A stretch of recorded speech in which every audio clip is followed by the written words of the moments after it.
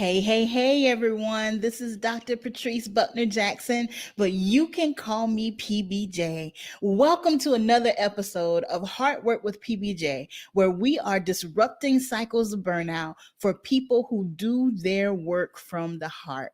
Yes, friend, that means you, the ones who give, the ones who serve, the ones who nurture, the ones who pick up the slack, the ones who take up the extra assignments, the ones who are dependable, the ones who take care of everybody else. This podcast is dedicated to you because sometimes the caregiver needs care. So I am so excited that you all continue to join me here for these conversations that are feeding our souls and preparing us to continue to serve.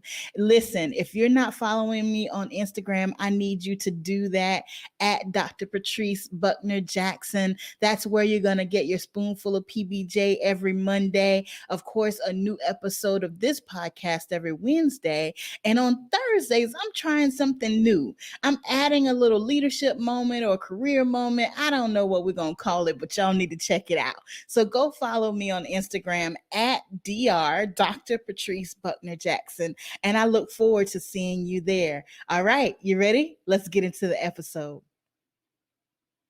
So today, my friends, as we find ourselves in the middle of the year 2021, here we are at the beginning of July. A whole 6 months has already passed and we've got 6 months left to go.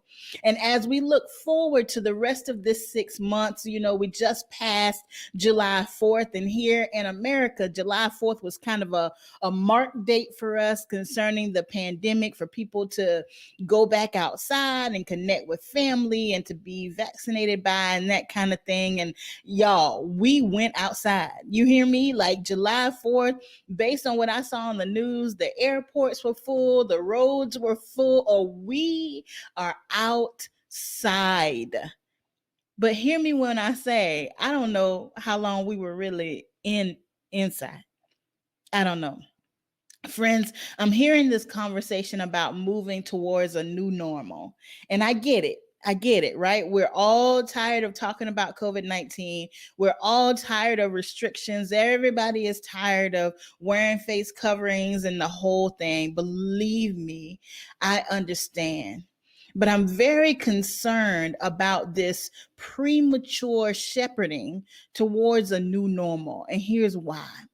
There are several phases to crisis. So I wrote my dissertation on crisis specifically at universities and colleges and the role of the dean of students, which that was the role I was serving when I wrote this research, when I did this research. But I learned that there are 5 phases to crisis response. And the last phase is recovery. And what I am seeing right now is we are trying to skip the recovery and jump straight in to new normal.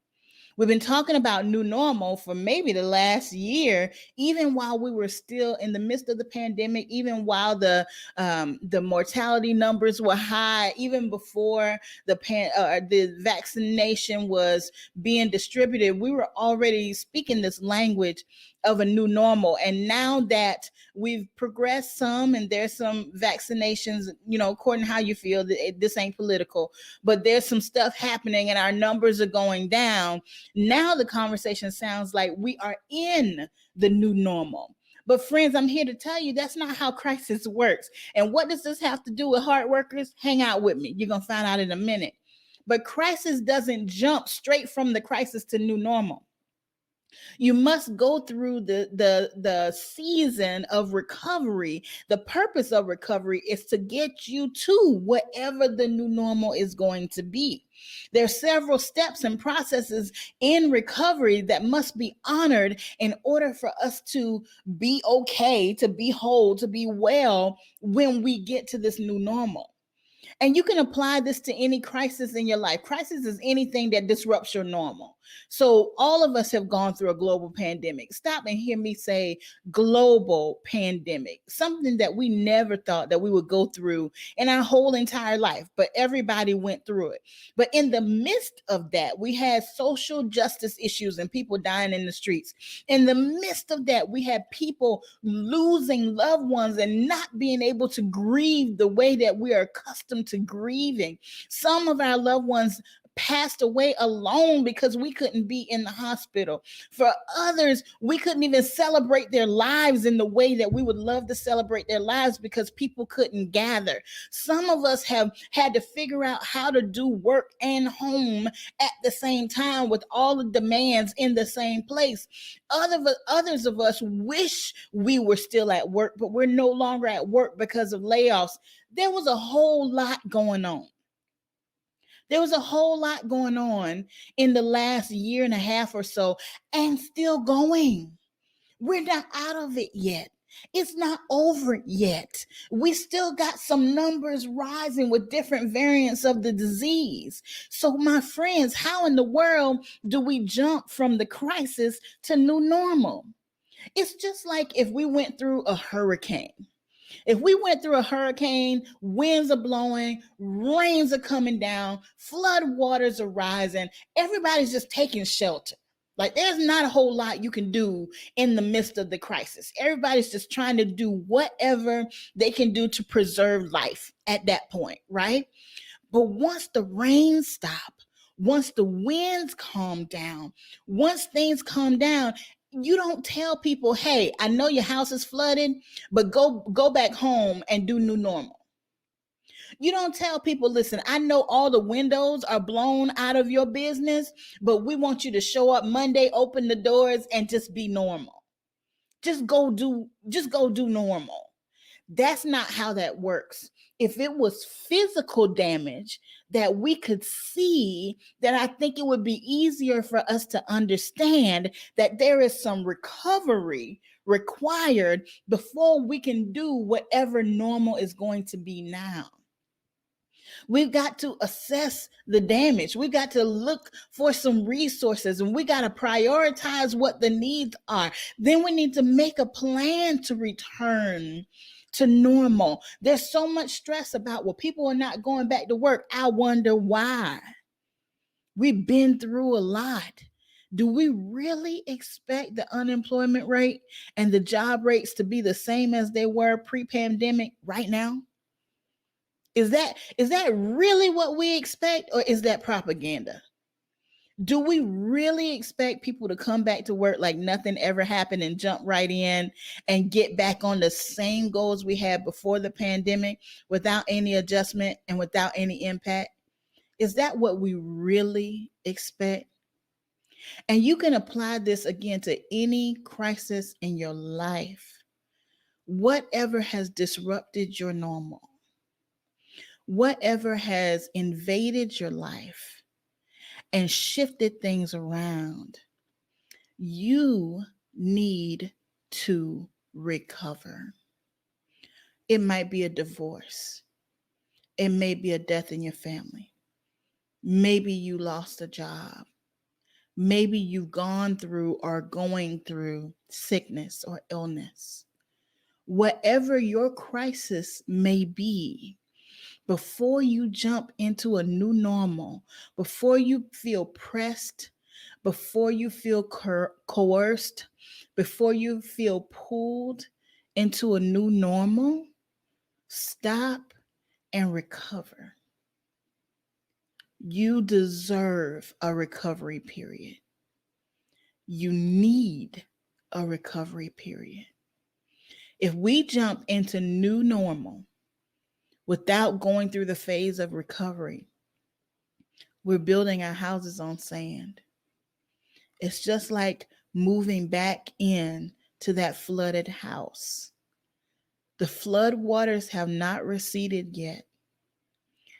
Our structures are demolished. Our processes are broken down. The life that we knew prior to whatever the crisis is not the life that we live today. And in order to get safely and wholly to a new normal, we need to go through the process of recovery. And according to your crisis, recovery might be a week, it might be 2 weeks or a month. Recovery might be a year, or it might be years. And that's okay. It doesn't mean that you stop breathing. It doesn't mean that you stop living. It doesn't mean that you stop moving or you stop working. But you recognize the phase you are in is recovery. And here's what you need to do when you recognize you need to recover. The first thing you need to do is stop and assess the damage. Look around. Take note. What is broken? What is hurting? What are the priorities? What's hanging in the balance? Look at your family. How's your family doing? Look at yourself. Start with you. How are you doing? Spiritually, emotionally, physically, financially. How are you doing? How are you really doing? In order to fix the wound, you got to look at it. In order to attend to the wound, you have to be willing to look at it. Assess the damage. Are you tired? Is your soul tired? Is your mind tired? Assess the damage. No, we won't stay there, but you got to be willing to acknowledge it. You got to be willing to note it and look at it. Otherwise, you keep pushing, you keep going. Who can run with a broken leg? You got to acknowledge the pain. You have to acknowledge the injury. Assess the damage. Start with you. Check on your family. Check on your workplace, your responsibilities. Check on your stuff. How are you really doing right now? How you doing? How you doing? And after you make note of the damage, then you need to seek resources. What do you have available to you? What do you have in your hand? Maybe it's counseling. Maybe it's a coach. Maybe it's a pastor or a Bible study or an online community or an in-person community. What do you need and what do you have available to you to help attend to the need? Use your resources. Identify your resources. There's more available to us than we recognize sometimes. So identify what is available to you to help with what is broken. Once you identify your resources, then you prioritize what you're going to address first. Now, you may think you prioritize before you identify the resources, but you don't, because the resources will tell you where the low-hanging fruit is. Based on the resources that are available, then you'll know what you can attack or address first because that resource is readily available to you. So you look at both. You look at how critical the damage is and how threatening the damage is, but you also look at available resources. And by looking at both of those, then you can determine what you can address first. So prioritize. Where do you start? And y'all know I always encourage you to start with you. It's so easy for us to look at other people and to take care of other people and other things while you crumble inside. This is the time to start with you. Look at you. How's your spirit? How's your soul? How's your mind? How's your body? What resources are there available to help you to respond to the need? Prioritize what you're going to address first based on how critical and based on the resources. And after you prioritize, you make a plan. There might be something that's broken that you can't address today. It's just too much going on. It might be something that you got to address eventually, but it's not prioritized at the top. So it's not on the plan for today, but it's on the plan. Once you have a plan, you have a stepped out process of knowing where you're going. It gives you hope that you can see new normal in the future. We recognize that we're not there today, but we can see the new normal in our future. It inspires us to keep pushing and to keep going and to get there. So make your plan and then you execute your plan step by step by step. You know, when this whole pandemic thing started, at my university, we hustled to make plans of how we would serve students and how we would engage them and how we would teach them and how we would get resources to them. We were adjusting plans every day. I would suggest to you that we need to be planning again. We need to be planning our recovery, but definitely using more time, slow down, not hair on fire, but thoughtfully and intentionally making plans for recovery. You don't jump right out of crisis into new normal. Recovery is the bridge from crisis to whatever normal is going to be. It's time to recover. We're not ready for new normal. It is time to recover. It is time to assess the damage, to identify our resources, to prioritize the needs, and to make a plan. Give yourself the grace to recover. You deserve that. You deserve that. All right, my friends, you know, as always, you are powerful, you are significant, you are loved, and you deserve to recover.